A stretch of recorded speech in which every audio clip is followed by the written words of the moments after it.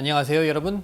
땅을 딛고 길을 나서다 지도와 지리 강의를 맡은 김종근입니다. 조선 후기에 접어들면서 민간에서도 전국 지리지가 저술되기 시작했습니다. 동국 여지지는 조선 후기 남인 실학자 유형원이 1656년 효종 2년에 편찬한 전국 지리지입니다. 조선 후기 사찬 전국 지리지의 시초로 평가됩니다. 전국을 모두 9권에 담았는데요. 이 중 1권의 상에 해당하는 경상도 35개의 군현의 읍지가 누락되어 있습니다. 책의 첫머리에는 책의 체제와 내용, 항목, 참고문헌, 목차, 편찬원칙, 구체적인 구성과 작성 범위 등을 밝혀놓았죠. 특히 동국 여지지 사요 총목에 수록된 항목을 제시했습니다. 다른 지리지와 항목이 크게 다를 것이 없었죠. 책의 형식은 기존의 지리지 체제를 빌렸습니다. 하지만 내용면에서는 저자의 입장과 시각에 따라 항목의 비중이 기존의 지리지와는 차이를 보이는 점이 많습니다. 비록 구체적인 내용은 기록하지 못했지만 군현별 지지의 첫 부분에 각 군현의 토지를 밭과 논으로 구분하기도 했죠. 이는 토지 제도에 깊은 관심을 가지고 개혁 정책을 추진하던 저자의 입장을 볼 수 있습니다. 또 신증동국 여지승남에서 강조되던 성씨와 제형 항목을 삭제한 것은 광범한 사회개혁이 요구되는 당시에 중요하지 않다고 인식했기 때문으로 풀이됩니다. 동국 여지지의 지지학사적 의의를 다음과 같이 정리할 수 있습니다. 첫째, 17세기 이래 실학파 지리학의 주요한 흐름이 된 강역, 위치, 지명 등 역사지리적인 측면을 중시하고 그 결과를 지리지에 결합하려 했다는 점입니다. 이는 북부지방과 만주 지역에 대한 적극적인 고찰로 이어졌습니다. 둘째, 최대한의 현지 답사를 통하여 지역의 실상을 파악한 바탕 위에서 지지를 편찬한 점입니다. 기존의 지리지가 앞 시대에 편찬된 지리지의 내용을 단순히 증보하여 편집한 데 비해 이 책은 철저한 경험 속에서 나온 것입니다. 이 지리지의 편찬은 조선 후기 실학의 발달과도 그 방향을 같이 합니다.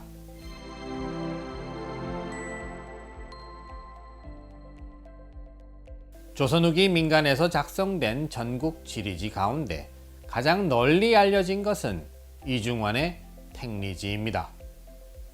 택리지는 독특한 체제와 내용 구성, 서술 방식, 그리고 당시 필자의 경험과 관찰의 토대를 둔 풍부한 내용 등으로 인해 백미로 꼽히는 저술입니다. 명칭도 택리지, 파력지, 산수록, 동국산수록, 진유승남 등 다양하게 나타났죠.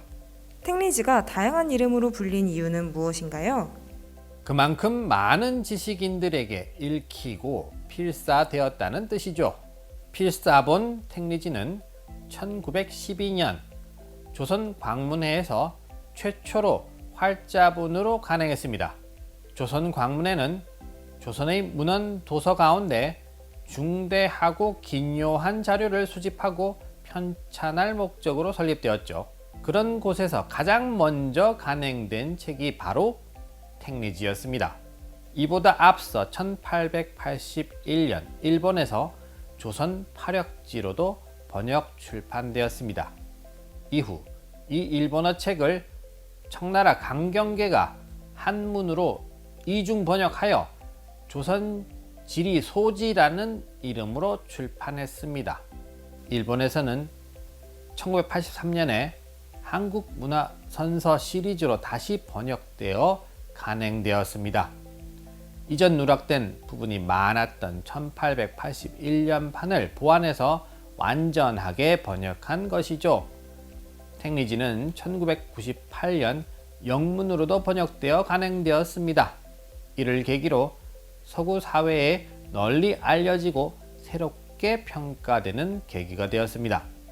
저자 이중환은 참판 진휴의 아들로 1690년 숙종 16년에 태어났습니다.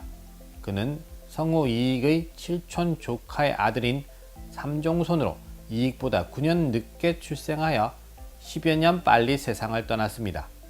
24세 되던 해 1713년에 임시과거시험 증광시의 병과에 급제해서 관직이 병조정랑에까지 이르렀으나 37세인 1726년 영조 2년 이전 장인 사건에 관련된 혐의로 외딴섬에 유배되었다가 1727년에 풀려났습니다. 그 결과 그는 정치에 염증을 느껴 전라도와 평안도를 제외한 전국을 유람했죠. 이때 답사하고 관찰한 것을 토대로 1751년에 저술을 완료한 것이 바로 택리지입니다. 처음 책 이름이 무엇인지는 분명하지 않습니다. 뒤에 이긍익이 파력복거지라 한 것을 생략하여 파력지란 이름이 생겼습니다. 택리지란 이름이나 다른 이름들도 후인들의 필사 과정에서 붙여진 것이라 할 수 있습니다. 현재 존재하는 사본들은 내용 구성이나 필사된 내용에 일부 차이가 있으나 전체적인 체제와 구성은 비슷합니다.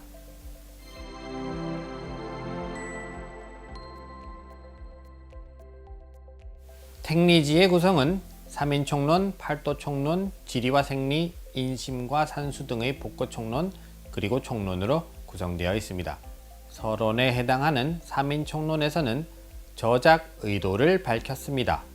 이에 의하면 그는 옛날의 사대부 개념과 당시의 개념이 달라졌음을 논하면서 사대부가 살기 좋은 곳을 찾기 위하여 쓴 것이라고 했죠. 팔도총론에서 보이는 항목은 다른 지리지와 많이 다르지 않지만 내용은 크게 다릅니다. 무엇보다 살만한 곳과 그러지 못한 곳을 이유를 들어 설명했죠.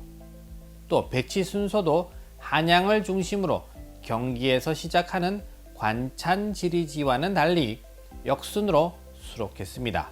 중앙에서 주변이 아닌 주변에서 중앙으로 저술 순서에서 파격을 보였습니다.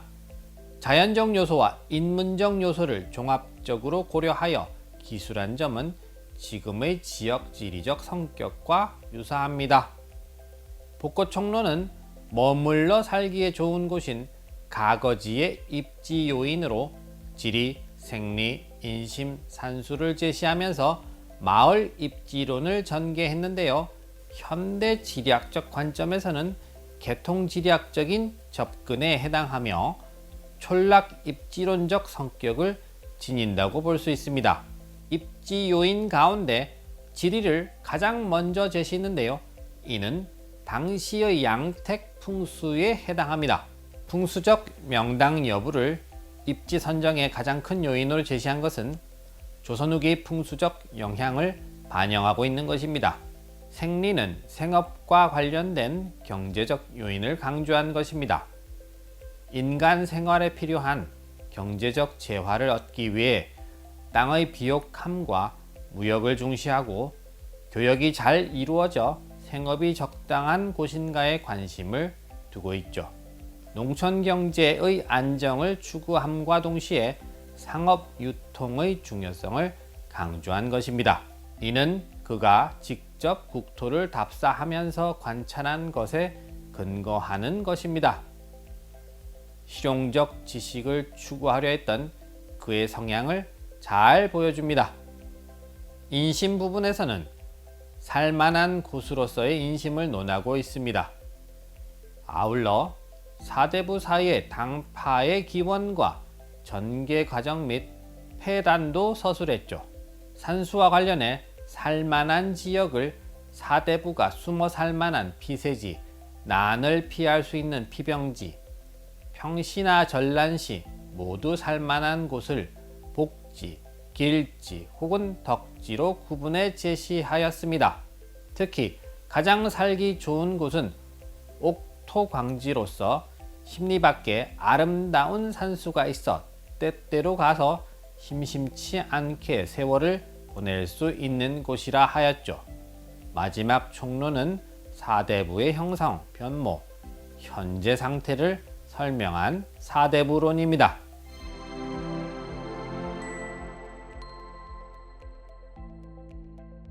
이중환의 택리지는 조선시대 최고의 인문지리서로 평가받아 왔습니다. 전통적인 지리지의 백과사전식 항목 나열에서 탈피하여 체계적인 입지론으로 격찬을 받았죠. 이중환 본인이 실제 답사를 통한 관찰로부터 지역의 특성을 묘사하고 기술한 것 때문인데요. 그것은 근대 지리학의 토대를 구축한 훔볼트, 리터의 지지학과 비교해도 결코 뒤지지 않습니다. 택리지가 지닌 지지학사적 의의를 다음과 같이 정리해 볼 수 있습니다. 첫째, 택리지는 지역별, 주제별 설명 형식을 취함으로써 전통적인 지지의 틀을 탈피한 새로운 지리서라 할 수 있습니다. 조선시대 편찬된 대부분의 지리지들은 백과사전식으로 항목을 나열하여 간단한 설명을 덧붙이는 형식입니다. 이에 반해 택리지에서는 팔도총론, 복고총론처럼 지역별, 주제별로 체제를 구성하여 기술했죠. 서술 내용에서도 사실의 나열에 그치지 않고 저자의 안목에 포착된 특징적인 지역의 모습을 설명하고 해석하는 새로운 지지의 형식을 확립시켰습니다. 둘째, 택리지는 문화생태학적 국토인식에 토대를 두고 있습니다. 이중환은 각 지방이 지닌 개성과 질을 중시했으므로 모든 지방을 획일적인 틀에 맞추려 하지 않았습니다. 기존의 행정구역 중심의 사고에서 탈피하여 생활권 중심의 지역 개념을 제시하고 있죠. 특히 경관 변화의 관찰과 해석을 통해 문화생태학적 사고를 엿볼 수 있습니다. 환경 파괴로 인한 지형 변화의 관찰을 통해 자연재해의 원인을 분석한 것은 대표적인 사례라 할 수 있죠. 셋째, 택리지에는 최적 생활 공간을 추구하는 기본 사상이 반영되어 있습니다. 이중환은 자연적, 경제적, 사회적, 안보적 요인과 관련시켜 이상적인 생활 공간을 찾고자 했습니다. 결과적으로 최적 거주지의 구조는 거주 및 생산 활동 공간과 휴양 공간의 효율적 결합이라 보았습니다. 이중환은 일정 장소의 내적 특성과 타 장소와의 관련성이라는 입지 개념에 의해 이상적인 취락 입지를 분석하였다고 볼 수 있습니다. 넷째, 택리지에는 인간, 환경 관계론이 반영되어 있습니다. 택리지에는 자연에 대한 인간의 영향과 적응의 문제를 다루고 있는데요. 인구 증가와 토지 이용과의 관계를 논하면서 환경적 평형의 문제를 인식하고 환경 파괴로 인한 생태계의 변화에 대해 우려하고 있습니다. 그러면서 자연과의 조화를 강조하고 있죠.